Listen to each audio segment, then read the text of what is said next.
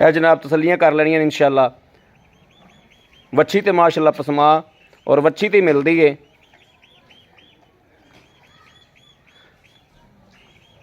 गां की जनाब नस्ल ज़ात है, जी नस्ल ज़ात बहुत अच्छी है। बाकी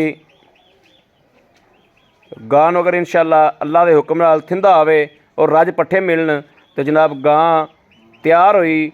जोड़ा मेरा वीर भरा मेहनत करनी पैनी है, मेहनत करके बंदा फल लैंदा है।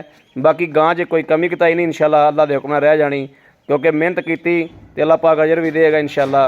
मावां धीआं दो ने तो जोड़ा मुल करावांगे वो जनाब कली का भी नहीं होना। थन जनाब देखना है और मेरे वीर समझन कि वाकई ही मझ वाला थन है या मैं गल्लां नाल ही मझ वाला बनाई फिरने आ। मझ नालों भी जनाब माशाअल्लाह पावर वाला थन लग्या है। यह वेखना है, यह बर्तन जनाब मुद्दा कर देता है, ठीक हो गया।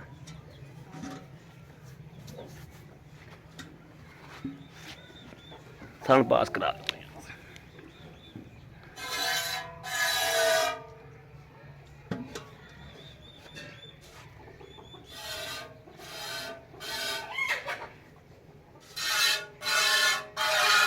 कोई जनाब फुआर फूर नहीं हैगी, चोवो जी अल्लाह दे सुपुर्द करके।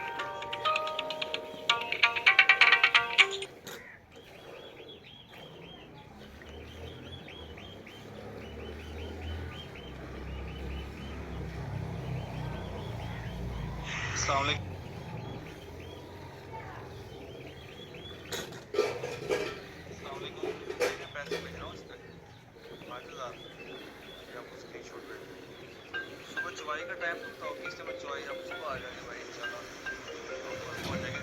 सुबह की चुवाई करवा दो, बस अल्लाह ख्याल रखे भाई। जो भी नसीब हो, एक विंडो पहले आ रही थी हमारी बाद में सिंगल जो थी वो, और इसमें से एक देख लेंगे भाई, ठीक है।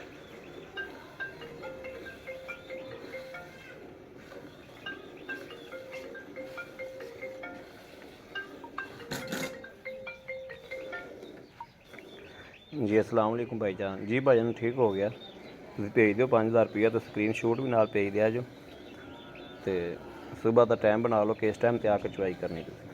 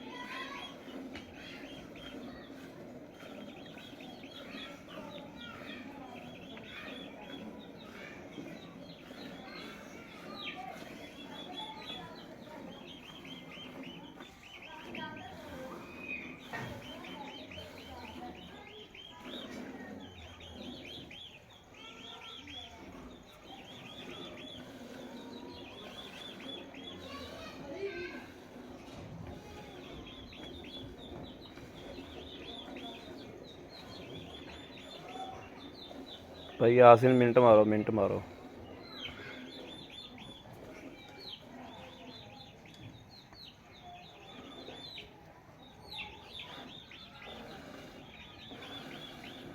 गड़वी है जो किलो वाली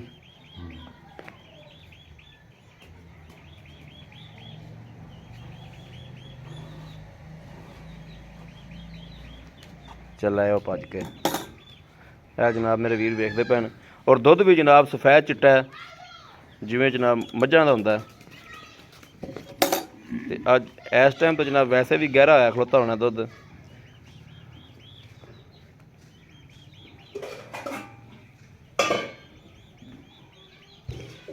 झग झुग बिल्कुल एवं बेमलूमी जी है।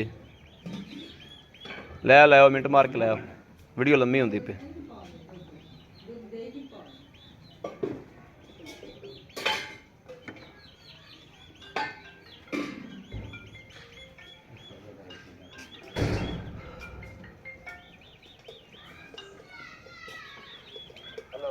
एक मिनट आया हाँ पुलटा ला मुड़े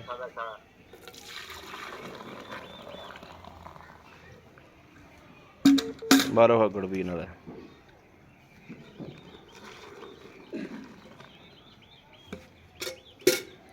बिस्मिल्लाह पढ़ के बिस्मिल्लाह रहमान रहीम।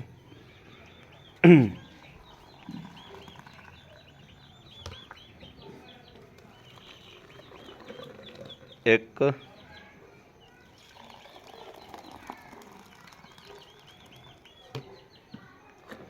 दो